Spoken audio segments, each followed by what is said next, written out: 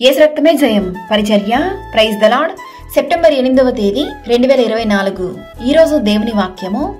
యేసు వారి విశ్వాసము చూచి, కుమారుడా ధైర్యముగా ఉండుము, నీ పాపములు క్షమింపబడి ఉన్నవని పక్షవాయువు గలవానితో చెప్పెను. మత్తయి సువార్త 9వ అధ్యాయం 2వ వాక్యము.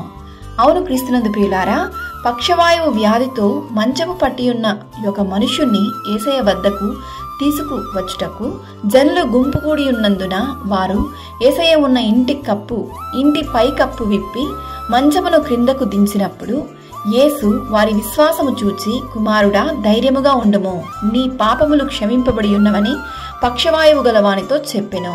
అదేవిధంగా ఈరోజు ఈ వాక్యం వింటున్న ప్రియ సహోదరి సహోదరులారా, నీలో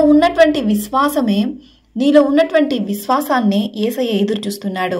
ఎప్పుడైతే పాపములు క్షమింపబడతాయో అప్పుడు నీ జీవితంలో కార్యములు జరుగుతాయి.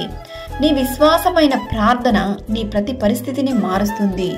దేవుని సన్నిధిలో కన్నీటి ప్రార్థన చేసిన ఎడల నీ మనస్సును, నీ సమస్యను ప్రార్థన పూర్వకంగా ఆయన పాదాల చెంత కుమ్మరించినప్పుడు దేవుడు తప్పక కార్యం జరిగించును.